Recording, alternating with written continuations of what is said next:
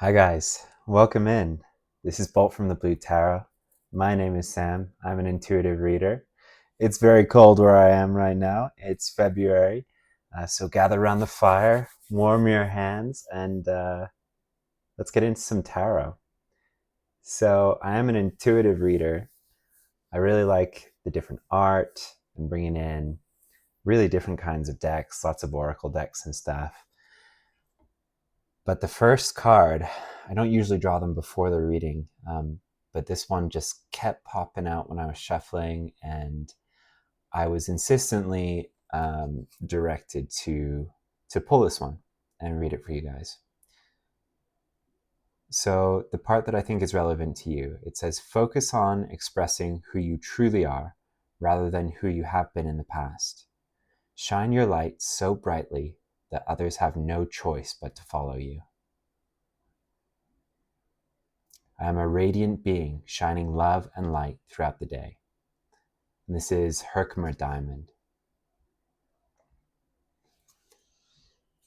So how about that for a starting energy? Unapologetically shining your light. All right, next we're going to jump to wisdom from the epics of Hind. These are some stories from the Indian subcontinent. Mythological tales from the Hindu tradition. Let's see what we got. Ooh, this is a new one, I think, for the channel. Kubja's transformation. Okay, check this out. Kubja's transformation. I'm liking the purple. Let's see what the book has to say about this. Kubja.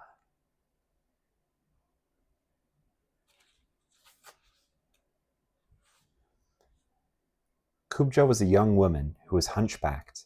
One day she was carrying the most exquisite sandalwood paste for the cruel King Kansa. She was stopped by Krishna, who told her she was beautiful. Kubja got offended, as she thought he was mocking her. Krishna then explained to her that he could see her inner beauty, and he truly found her beautiful. He then asked for the sandalwood paste. Kubja thought he was flattering her to get the paste, but when she looked into his eyes, she found that he was telling her the truth and became aware of his divinity. Ooh. When she offered the paste to him, Krishna accepted it, then proceeded to stand on her feet and pushed her chin up with his thumbs. Kubja's body straightened out. Her hump disappeared, and she stood tall and beautiful. The deeply grateful Kubja surrendered her life to Krishna and chose to believe she was platonically married to him.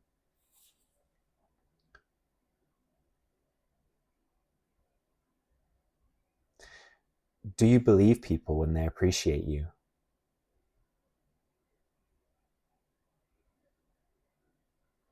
There's lots of different questions and actions to take, so I'm just scanning through here intuitively to see what's right for you guys. Do you believe people when they appreciate you? It's a really interesting question, because we can crave that appreciation very deeply. But when we're offered it,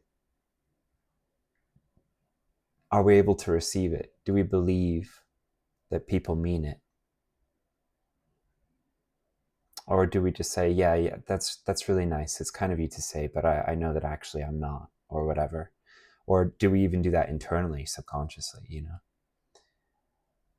know? Learn to accept compliments and believe that they are true. You are really that special. I love that. Recite the affirmation, I am a divine being and it shows, every day 40 times for at least 40 days. Wow. What a practice. I am a divine being and it shows. And then the messages for this card. It is time for you to be transformed into the best version of yourself. Divinity is in love with you. You are special. Wow, guys. Shine bright like a diamond. That's you. That's you. You're exquisite. That's the word that's coming from wherever it's coming from. You are exquisite. Someone wants you to know that. You are exceptional. You are delightful. And you are appreciated by people who mean their compliments truly. Wow. I like Kubja's transformation. There's also something here about allowing divinity to remake you. Not you fundamentally, because you know you're already a beautiful diamond, but allowing yourself to be transformed throughout a spiritual journey, enlarged, become more than you were. Okay, I was directed to grab this 78 Tarot Astral deck, which has a lot of really cool art in it. But I'm thinking we're just going to get another of these starting energies. Sometimes they add up to a little story in and of themselves. Knight of Wands. Well, damn. Look at this. Attune to that energy. Okay, yeah, we're going to read about this particular artwork from the book. I'm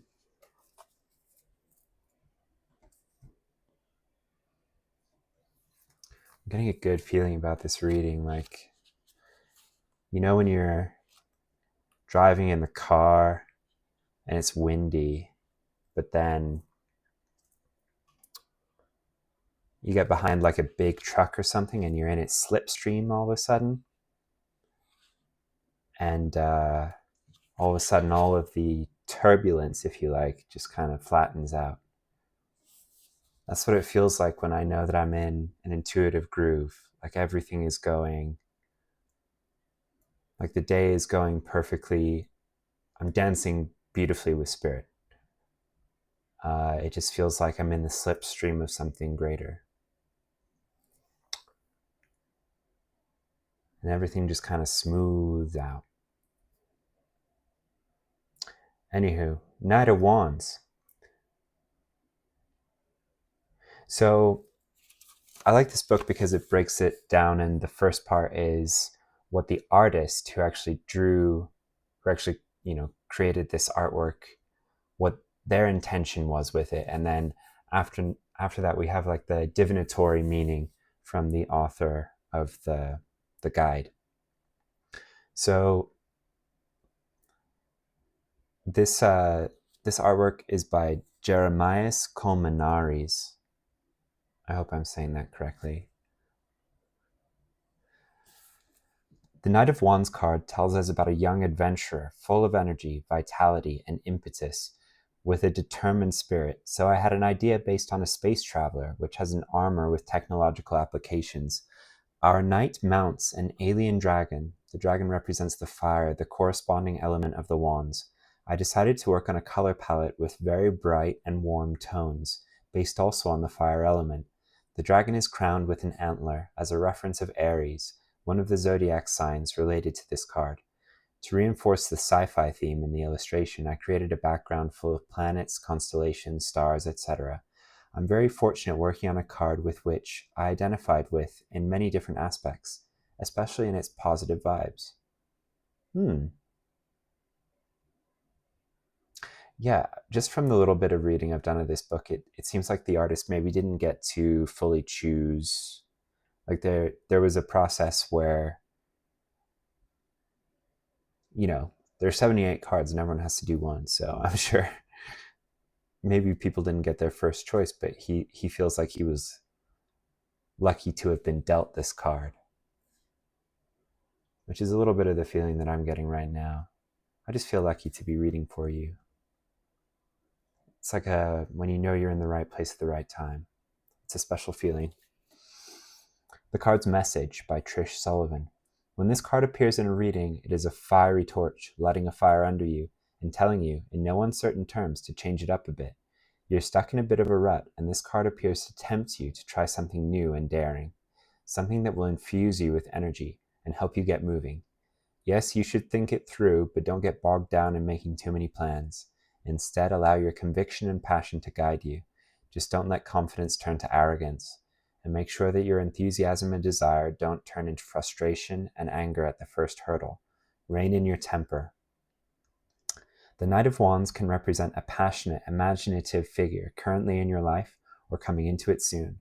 They are charismatic and daring, offering you a chance of adventure, an opportunity to say, to hell with it, and take a few risks. We're usually attracted to them like a moth to a flame. Enjoy it, but don't get burnt. Keywords: courage, passion, haste.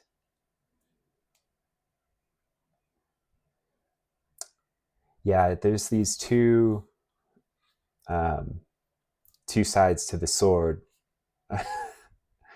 I guess that's the Knight of Swords. But the Knight of Wands can do things very hastily, kind of, all passion, no plan kind of a thing. But this is encouraging someone who might be more on the reserved side, at least when it comes to their own unique light, their own gifts. This is encouraging someone to, step into the limelight, is what I'm getting. Like, to take on a little bit of that Knight of Wands energy, because that's not, like, you're not the Knight of Wands in that negative polarity. You're not just charging around with your wand ablaze. Dashing into the desert is what he's doing in the Smith Waite. So that's not the energy I get at all. Like, this Herkimer diamond, it's sitting on this moss. It's like literally a diamond in the rough. But you're a diamond. You just have to have, you are being encouraged to take on a little bit of this devil may care, passionate energy, and to back yourself. I'm just seeing someone like push all the chips in on themselves. It's a little bit of confidence here, but it's you'd be confident too if you're riding that creature, like and my sense is that you sort of are somehow. You have big backing from spirit. That's the whole thing about Kubja's transformation, right? Divinity recognizes your beauty and wants to enliven and uplift you. And they're just needing you to dance in unison with them. Okay. Beautiful starting energies. I love this. This Knight of Wands is bonkers. So great.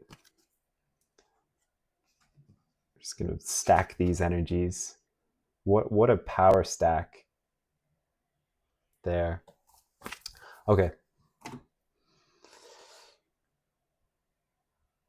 Now we're good on the crystals. We got the one we needed. Let's hop into, we're going to go Modern Witch Tarot. I see a lot of readers on YouTube using this one. I like the deck. I really like the art. The cards are very thick and very like, they feel high quality. It's like a really nice lamination to them, but it makes for quite like a fat stack. They at least fit, like they're pretty palm sized even for my my hobbit hands. So they're not too big, which is good because they are very thick individually, these cards. So it's a difficult deck to shuffle, but otherwise no notes. Seven of Wands.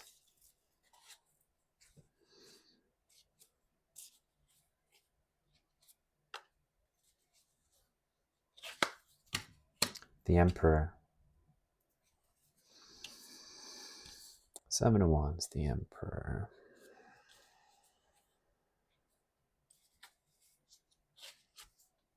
Strength. I like this version of Strength.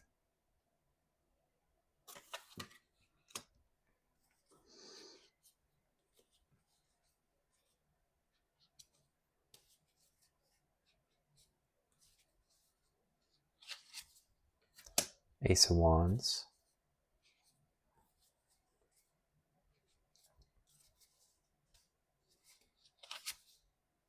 The Chariot.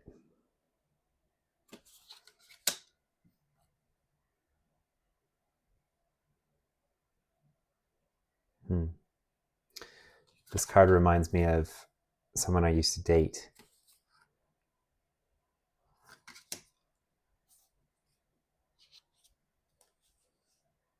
Any more? No. Okay.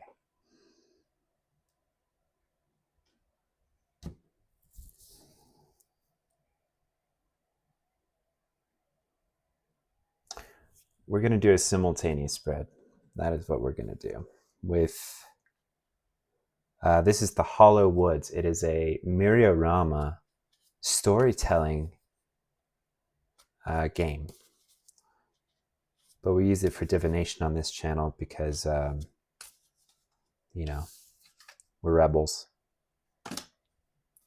Rebels with a cause. Rebels for spirit. What do we got? Oh, treasure right out the gate. Treasure in the weeds. Treasure in the Hollow Woods. I just heard that song. Ooh, baby, you're making me crazy, making me crazy. Every time I look around. I don't know if that has significance. Let's see. Maybe that's a synchronicity for someone watching. This one we have like this MC Escher castle type environment. It's got levels, Jerry. Levels. This one. Transforming werewolf. Sorry, he's a man first, I assume. I assume he would prefer to be known as a man first and then a werewolf.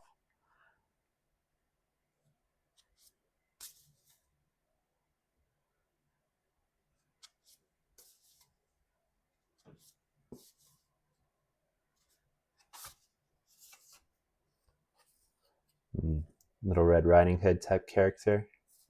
Coming from the cottage. This one comes out a lot.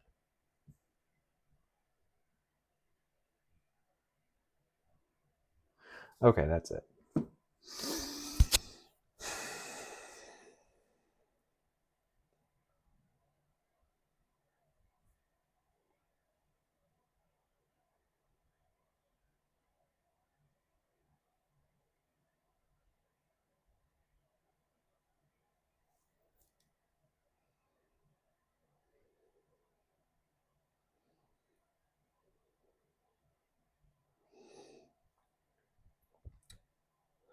I feel like with that song, what's going on here? This werewolf is not you.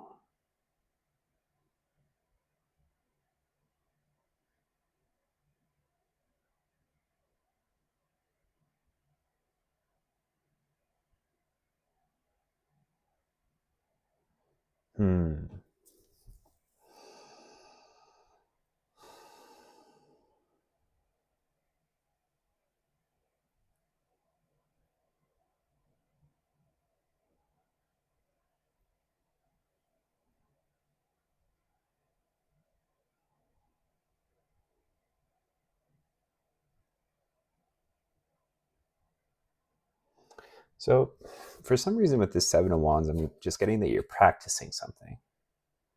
Like usually this is about, this can be like defending your beliefs.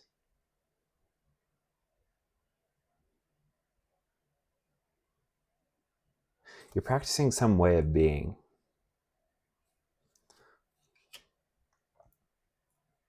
It's a practice. I'm not getting specifically what it is, but it's leading you to some level of mastery. As the Emperor here.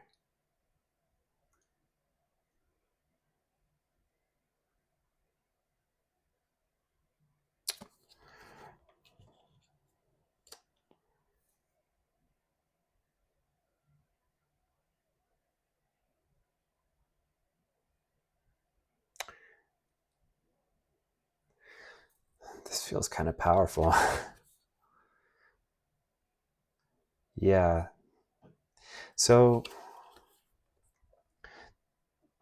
this is a really powerful combo together. I mean, the Emperor and Strength together, that's a quite an energy, but this is like,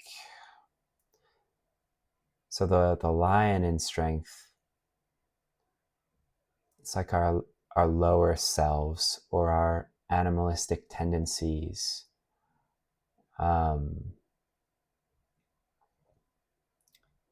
So it can represent like a taming of your, like all aspects of yourself, of the physicality of yourself, of integration of the shadow or the lower self. And it's not done out of harshness. It's done out of love.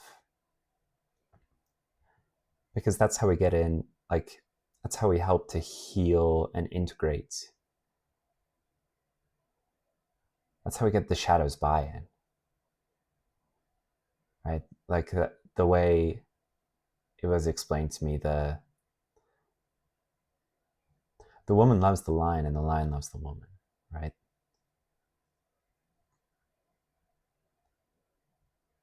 It's a mutual trust and they work together. So in this spread, they're both looking towards the Emperor, this mastery. And I'm just getting the Ace of Wands really powerfully here as Spirit's backing of you. Like, they have this light, and it's like they want to shine it through you.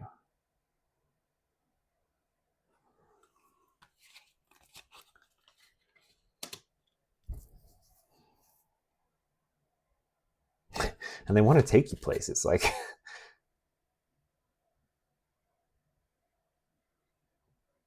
yeah, they really want to move you.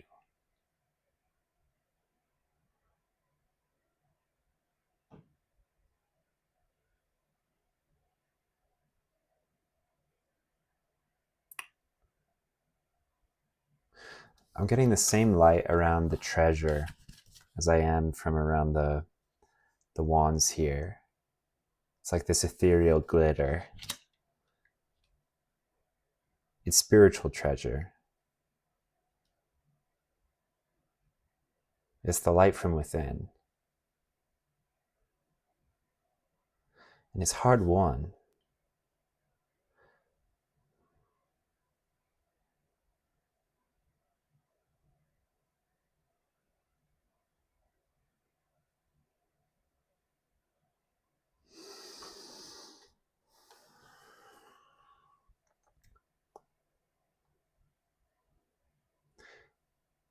I feel like this is you exploring your inner realms.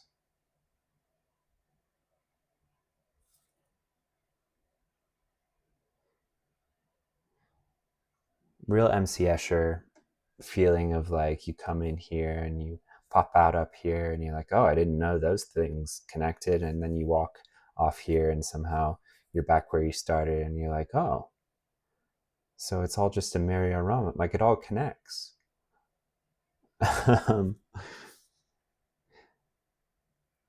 It's like you're mapping yourself out, getting to know yourself better.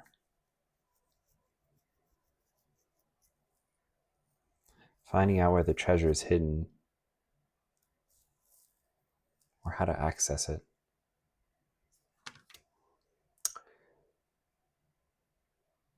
Then here there's some sort of transformation with the werewolf.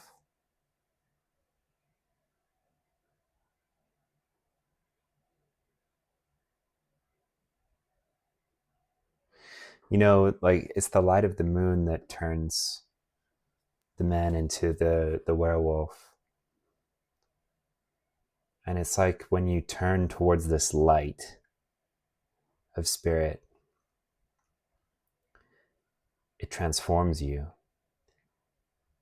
Like you allow yourself to be transformed. The kind of werewolf energy I'm getting here is like you finally allow yourself to become this.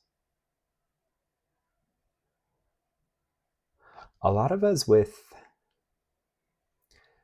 like if we have the potential to hold a lot of light, we hold a lot of sacred energy, and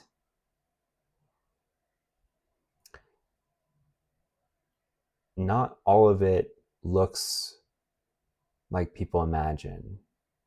Like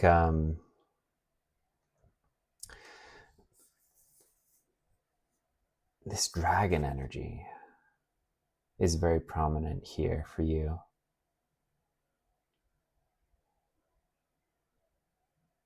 Like a lot of like the Abrahamic traditions, like if this thing appeared, you'd be like, oh, that is not, like that thing's against God. It's not like with it. That thing is rebelling against spirit or whatever. But you know, a lot of the more ancient, what am I trying to say here? A lot of creation that is high vibrational and positive can look quite fierce. Like some of the depictions of angels in the Bible and elsewhere depict them as quite scary, right?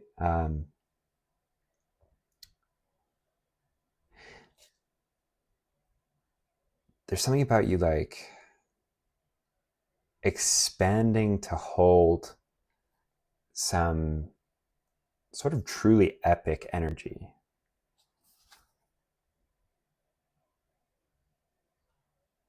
Yeah, I just feel like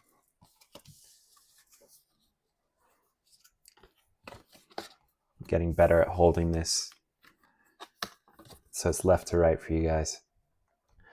I feel like the werewolf's transformation is along the lines of Kubja's transformation. And this is the end point, or the energy that you're being encouraged to hold.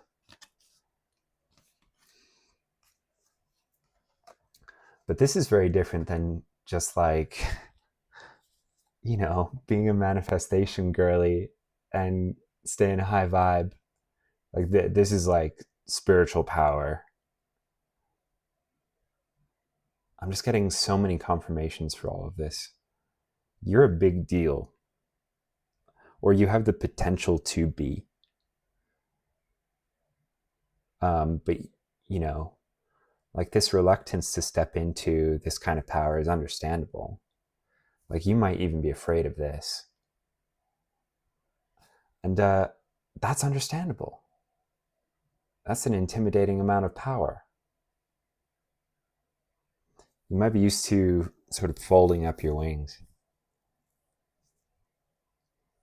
keeping them hidden, or you don't even know how big they are.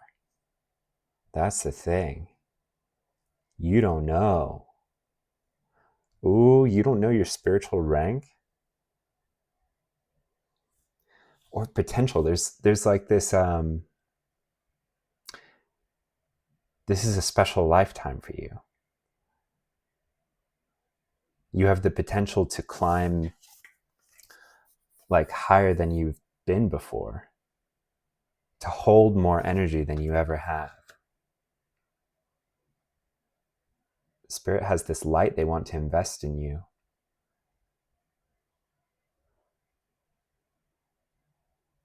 But it's going to require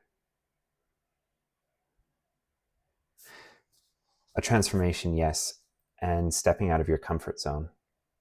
That's what I'm getting from this card. Wow, guys. Ooh, I'm just getting like chills.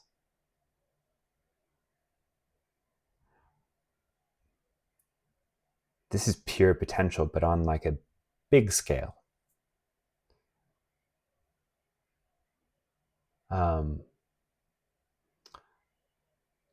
You know, it's like when we think about holding energy or holding light, you might imagine like a light bulb. And this is more like holding a nuclear plant inside of you.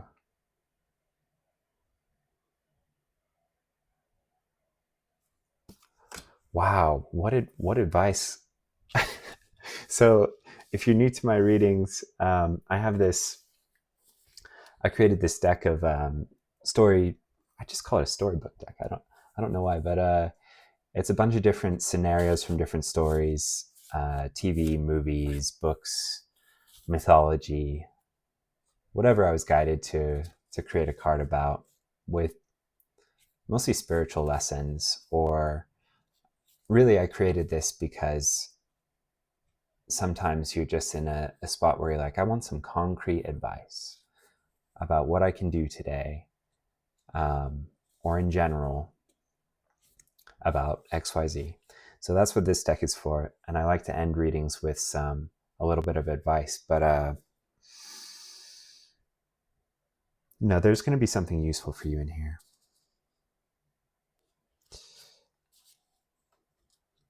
It just might take some interpretation. I feel like this is it. Alexander at the end of his terrible, horrible, no good, very bad day.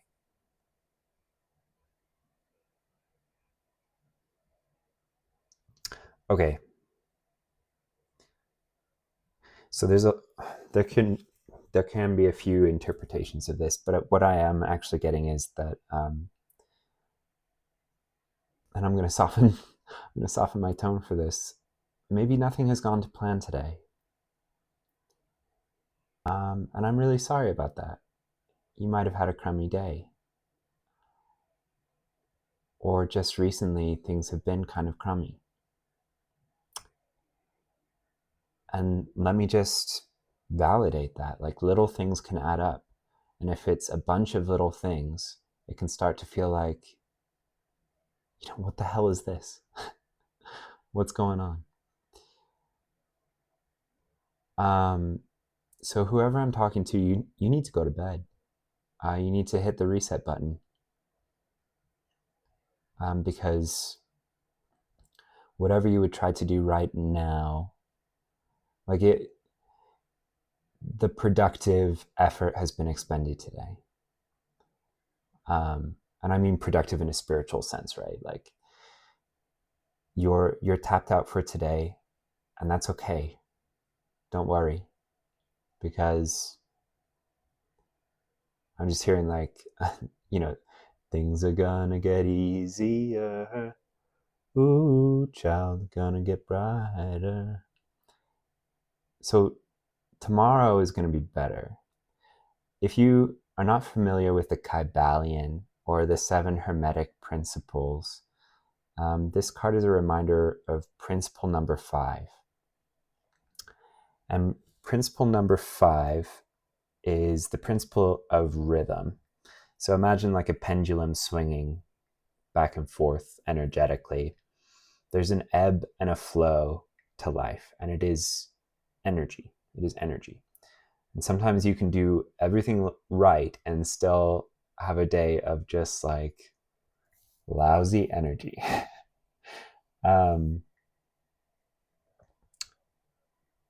But this is the most like one of the most empowering interpretations I've ever heard of the Wheel of Fortune card, or the concept behind that card in general, is that what it represents is the principle of change, right? The Wheel of Fortune always turning. that the one constant is change. And the perspective it brings is largely a positive one. And what it says is that this principle of change works in our favor. The fact that things are always changing is great, because if things are not going your way, don't worry. It's like almost everywhere you live, people will say like, oh, if it's raining now, don't, like whatever the weather is now, don't worry about it. It'll change in 5 minutes or whatever. This is like the principle of rhythm. I've lived in so many places where they said that about it, and they think their weather is somehow unique. It's like, no, it's just the weather is changeable. But so you, and you know, the universe is changeable in this fashion. So this pendulum swing, it works in your favor. Just remember that. And this is what I tell myself, and it's so beautiful, you guys, and I notice it playing out. Whether you think this is correct or you think this is bullshit, just stop and consider whether, you know, it might be useful. Just consider whether this might be a useful perspective to hold, and whether you are more interested in having right perspectives that feel bad, but they're supposedly right, or whether you would rather have useful perspectives that feel good, that promote better energy, right? And that energy can build into better and better things. So this is what I tell myself. You had a bad day today, so that tomorrow can really knock your socks off. And I love that phrase. I don't know if it's American in origin, but I love that phrase. To knock your socks off. Like something is so good that you fly out of your socks. And this can apply over the course of a lifetime as well, right? Like we all have different life paths, and it can be that you've experienced a lot of negative all in a row, and the pendulum swing has been slower, but trust me, it will swing back the other way.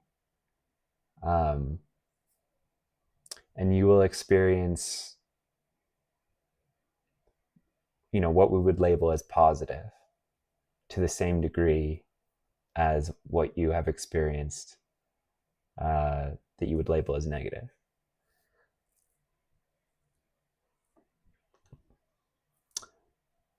Let's see what else. Okay, for someone here, you might have... So I made this card as a reminder that, because I can have a tendency to be a little bit of a perfectionist when it comes to my own spiritual path. And I can be a little bit hard on myself if I feel like, you know that's not the best choice for you and you made it anyway, you doofus. Like, it's not the universe. You messed up your own energy today. So I made this card as a reminder that, you know, sometimes you have just a rotten day, and you know, you don't like to label it as someone who understands how energy works, but sometimes you just feel lousy because it wasn't a great day, physically, mentally, whatever else. And sometimes that's as a result of choices that I made that day. You know what I mean? So this card comes out sometimes to remind me that you might have slipped into lack or fear today, or negative patterns of behavior. Just be grateful for being shown your triggers and remember how much you've grown. Like, this is how I try to reframe this. Instead of being really hard on myself for slipping into lack or fear-based thinking, what I instead do is say, you know, I know that I messed up today, but I'm actually grateful for this because I've been shown my triggers, and even if I know what they are already and I'm being shown them again, I'm being shown them from a different angle, right? I'm being shown a way that my ego pulled me into this thing yet again with a a differently persuasive argument. So you learn a little bit about yourself. Like, this is the process of exploring this wreckage, right? It's not wreckage. What am I trying to say?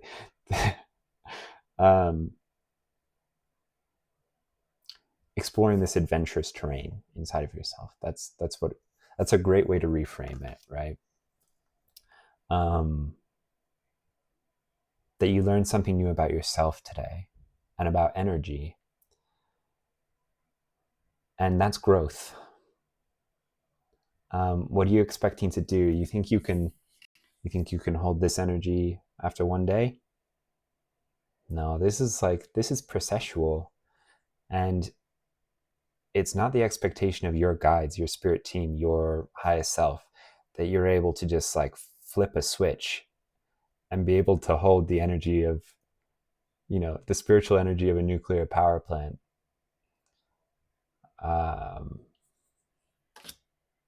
And it's not going to happen after the next lesson you learn either. It's like these things build and they raise your vibration as you learn these lessons. And you learn how to avoid them in the future. And suddenly the energy doesn't feel so extreme on the pendulum, because we're mitigating the worst of it, right? Just not by acting or like purposing that into existence, but just by knowing ourselves. We can avoid going down, like we can avoid the snowball forming,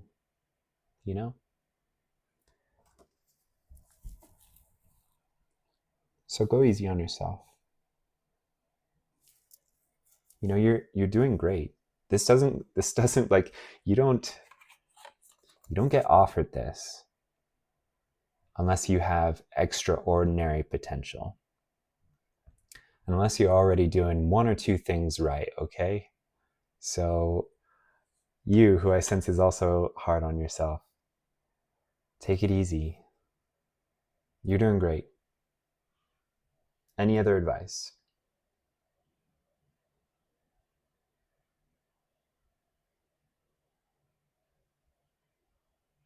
All right, yeah, we can do one more.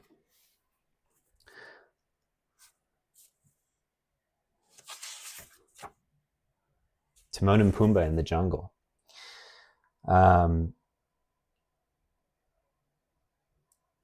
Okay, yeah, this is about seeking the company of like-minded people. It is just as straightforward as that for you. Okay, let me talk briefly about like why I watch tarot. You get to a certain point, at least I have found this to be true in your journey, where you're like, the need to know what the next thing is has kind of dissipated. You don't really mind one way or the other, because you understand, like, the pendulum is going to swing your way. It always swings your way. But what tarot and engagement with a magical community does is it helps to keep you in contact with magic. Like, our magical worldview is difficult to maintain on your own. And we can forget about the importance of a connection to spirit. We can forget about the magic of the world, because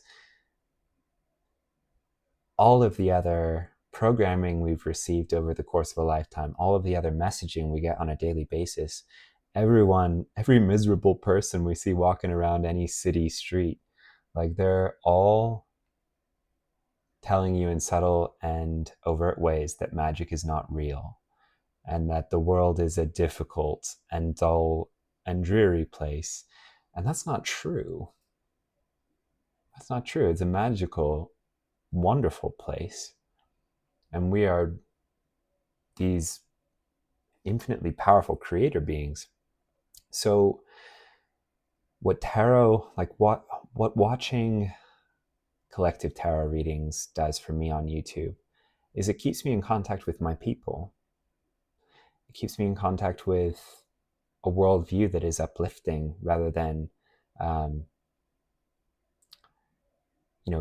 seeking to keep me small or keep me down. And it's one that feels intuitively correct as well. It's just like a reinforcement. And other people might say that you're just brainwashing yourself into thinking that the world is magical. What's the difference between that? And it's like, well, because one is cynical and negative and the other is positive and power affirming. If I have a choice between a magical worldview and a non-magical one, I'm always going to choose the magical one. And I'm going to do whatever I can to keep that magic around me, right? And it's not a desperate act. It's just like a beautiful, harmonious reminder. Symphonic is the word that's coming to mind.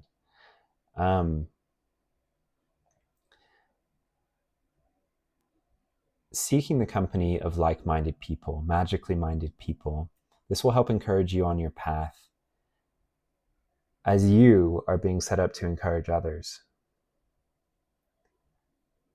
Like you're being given this light to shine it onto others. So yeah, consider it might not be strictly like, tarot readings on YouTube for you. It might be something else, but where do you feel at ease and like you can be yourself? With whom? In what communities? How can you engage with them more often? With whom and around what do you feel Hakuna Matata, right? Like you have no worries. Yeah, seek the company of like-minded people. This will help you out especially because like,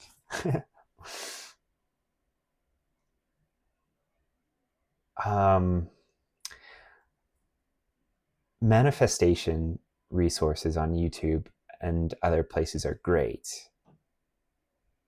Don't get me wrong. But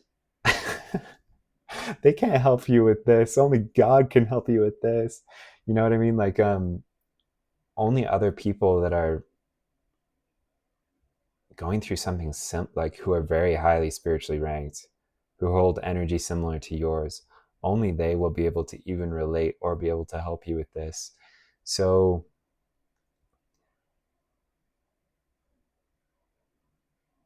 seek the people who shine this light so brightly that you can't ignore it, because they're like you. That's all I can say. No, that's it. Yeah, thank you for gracing my tarot table with your energy.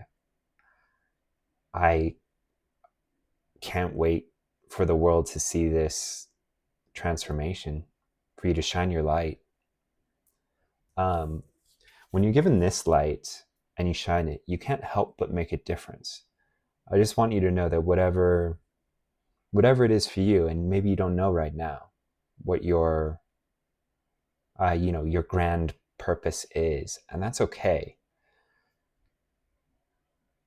The process to get you shining this light comes first.